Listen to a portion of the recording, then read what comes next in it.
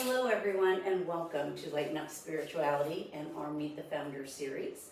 I'm Denise, as you know, and this week we are luckily in Ocala, Florida, where we are graciously being accepted for a visit by Reverend Cindy Grimes of the Center for Spiritual Living, also known as CSL. Hello, Cindy. Hi, Denise. How about if you start out by telling us just a little bit about yourself and what you do? Let everybody know. Sure thing. So I am the spiritual director here at the Center for Spiritual Living, which Denise mentioned.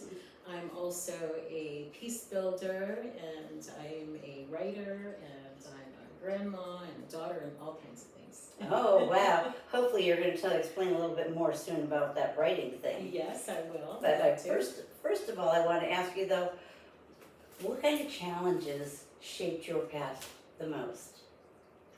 Lots and lots of them. As I'm working, as I mentioned, I'm writing.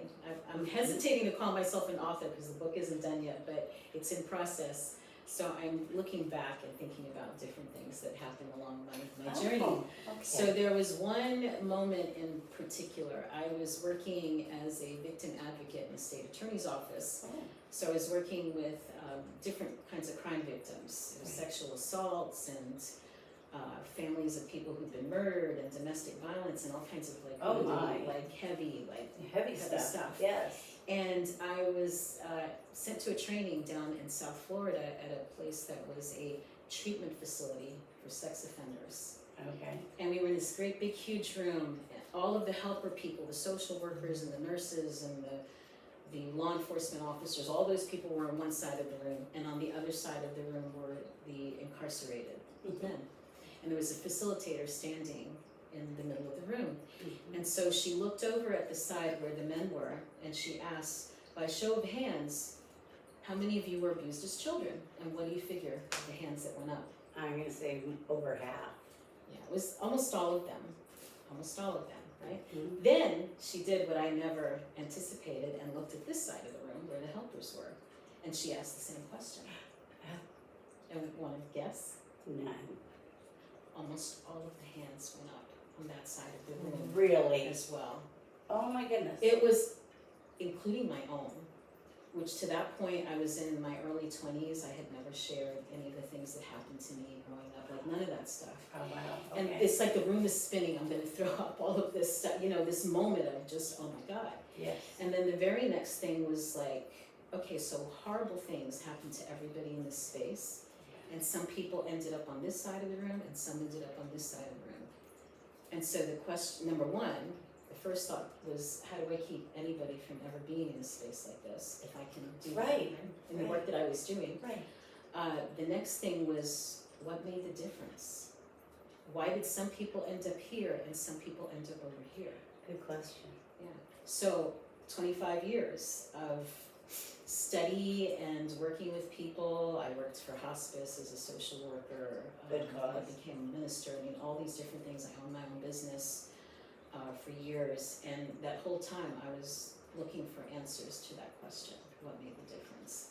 And I can tell you now, looking back, I would say if I could boil it down to one thing, right, it's the people in your life.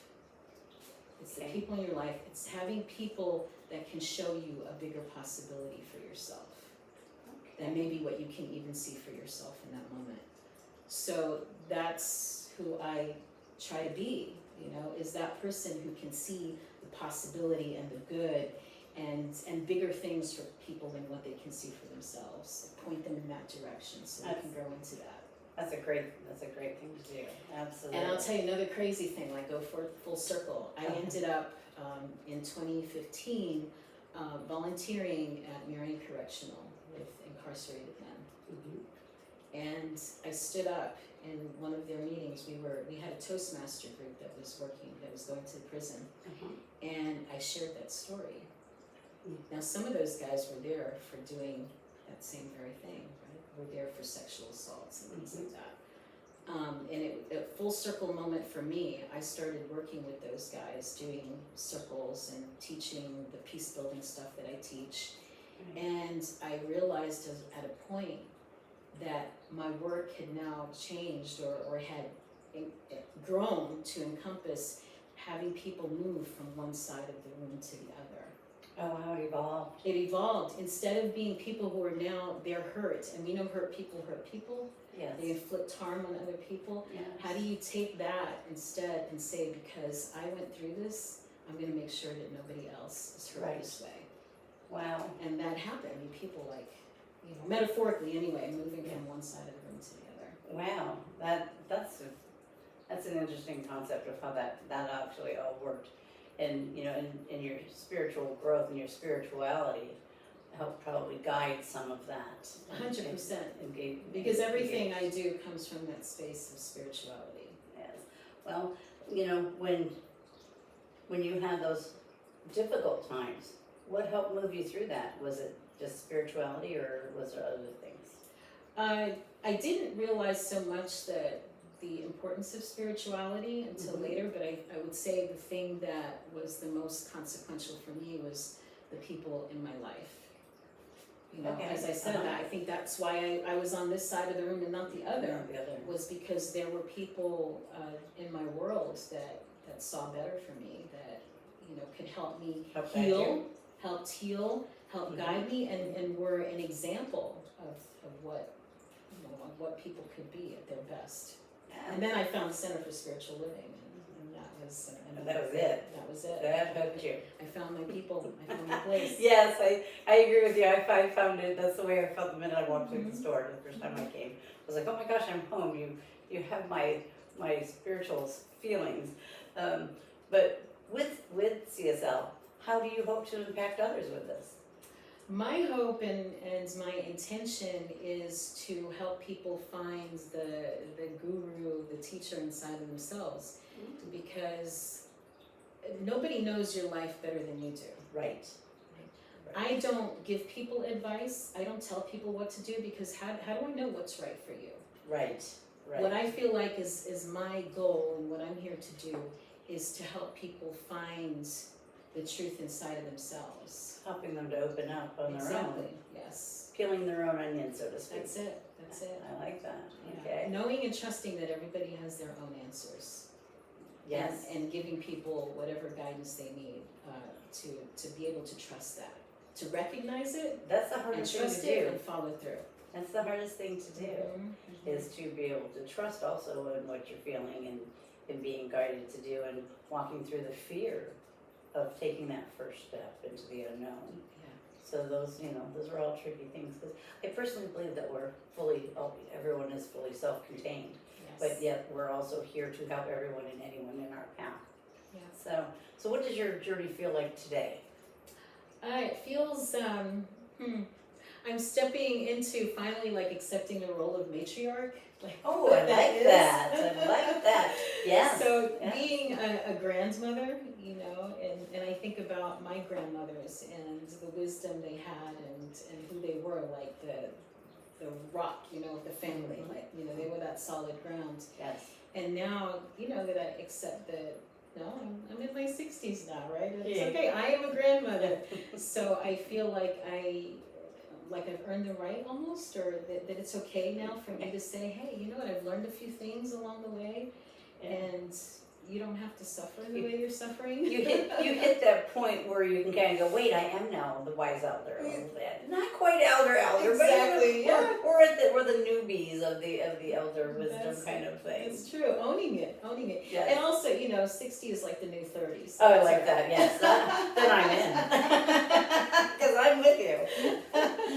So, one of my other questions was for you was, what has spirituality taught you about life as a whole? I mean, where was your starting point of, what was your aha moment?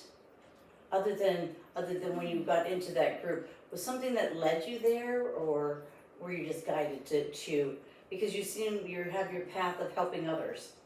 Yes. As I sit here and I listen to you, I'm finding your pattern. Yeah. And because it obviously comes from a huge open, caring heart, and the desire to help others in any way that you possibly can. And I've seen that here on Sundays, on the service, which I love very much. I mostly like the third Sunday, because that is Circle Sunday, where we all get to, well, I'm going to let you tell them all about that, but find out for me your spirituality. What does it taught you about life? And then please finish up and letting them know what our Sunday services are. Sure. So I really believe that we all come into this life with a purpose and a reason for being.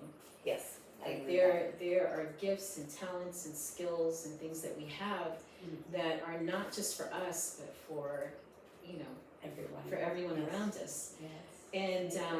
And there was when I came here, actually, when I found the center, and if you'd asked me when I found the center, I wasn't quite 40 yet, and if you'd asked me then how my life was, I would have been like, yeah, it's fine, it's fine.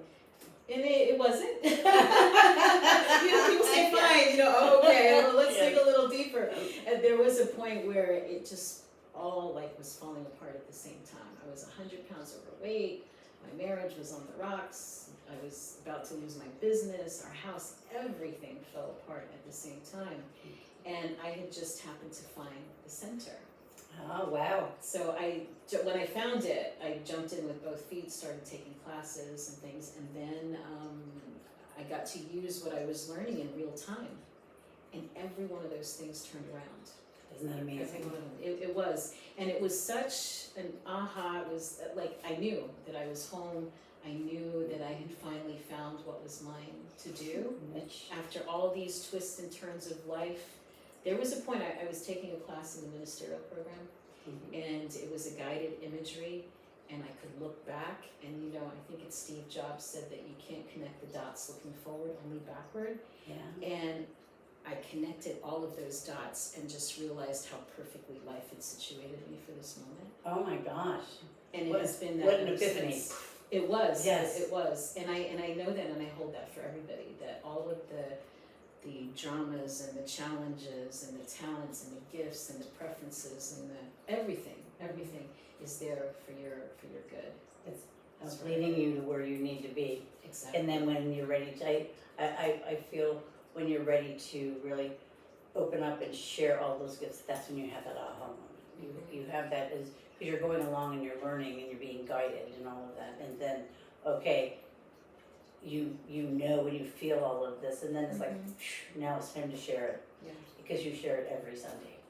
Yeah. And in one form or another. And it takes courage, what is it? Another great teacher of mine, Michael Beckwith, says we are pushed by pain or pulled by possibility. Oh. And I would much rather be pulled by possibility these days than get smacked upside the head by that 2x4. yeah. I've had some of those days in the early days of life as well. Yeah. So, why don't you let everybody know where we are, what a Sunday service looks like, because no 2 weeks are the same here. And when I stumbled on this, because I came out here because of a friend recommendation, and I traveled to come here.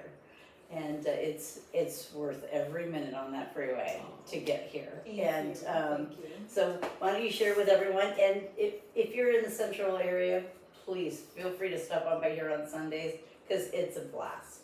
Thank you. So I'm so glad. Yes. Every week is different. I am not trying to recreate church. I want to create a spiritual community where everybody is learning and everybody's teaching. It's not this top-down thing, like I'm somebody's guru and I'm going to tell you how you need to live your life. I've never wanted to be that. Right. I would not have said yes to this gig if that's what it meant doing. So the first Sunday of the month, we do some type of spiritual practice, and either myself or someone from the community offers their gift. So we don't talk about meditation, we actually do meditation. We have drum circles, we'll do vision boards, we do sound baths, we do all kinds of things where you're interactive. You're not just sitting back as a participant or as an observer. Second Sunday is the most traditional because not everybody wants to interact, so we give them that opportunity to sit back and just be, just be fed with music and a talk like you would in church. Third Sunday is circle conversations. Yes, it is. And I love circle conversations because we really do get that opportunity to teach one another and to learn from each other. Yes. Everybody's a teacher and everybody is also on the path. I'm gonna add in on that one because it is my favorite, where I love how you take the major topic of the month and then we break it down into smaller bite-sized portions of questions, and we do little breakout groups, and of like 4 or 5 people, and it's amazing to me that every time we go around with whatever the topic or the question is, it's amazing. It's like somebody else has a totally different experience than what I've had, but yet have kind of gotten to this conclusion like through the same process of spiritual growth that I have. And it's a series of aha moments of you kind of just going, oh my God, this is the place for me through the whole thing, because it's like, my gosh, I've lost someone, but my grief went this way and your grief went another, and then I've healed and overcome by doing this or doing that, and it's just the most amazing thing. So anyway, I'm sorry, but let's go on to week number 4. Yes, week 4 is building the beloved community. So I take different ideas.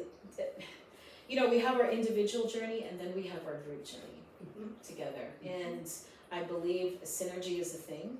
Yes. So that the whole is greater than the sum of its parts, right? Yes, absolutely. So there are things that we can only learn when we're in community. So during those 4th Sundays, I like for people to know who else is in the community. So I might interview somebody. I might do some teaching on group decision making or conflict resolution, things that impact us as a group. Yeah. Yes. And with the idea that everybody is also a minister or a practitioner in their own right, so they take the stuff that we learn and they use it in their own lives. So you're not just learning about conflict resolution for your time at the center. This is like when you're with your spouse or when you're with your kids or at your workplace or with your neighbors. Yes. It's a process that you can overlay on any aspect of life. 100%. Absolutely. Yeah. So, anything else that you'd like to let anybody know? Sometimes there's a 5th Sunday, and those that's right. Those are different. They vary, but what we've done most 5th Sundays is to offer like a metaphysical or spiritual fair. Oh yes. So fun. Invite people to set up a table. We've got lots of practitioners of different. You're one of them. Different sorts. Yes, of people that teach different kinds of things, have different modalities. So we invite them to come and share with the community, and then we open it to the larger public. Oh, very nice. Well, there's one other thing that you do here, which I find absolutely fascinating, because I enjoy it myself, because I've utilized the offerings that you've graciously offered. Why don't you tell everyone about the office spaces that we can rent? Yes. So the center is actually a renovated house. Yes. And so we've got all of these rooms that don't get used during the week. The sanctuary space was, I think, 2 or 3 rooms that we took the walls down, and now it's a big space. So when you come up, you see that it looks like a house, which is a little intimidating at first, yes, for people. But I assure you, it is a meeting place. It's not somebody's home. But the rooms that we have available during the week, here we've got a space that is a collaborative workspace.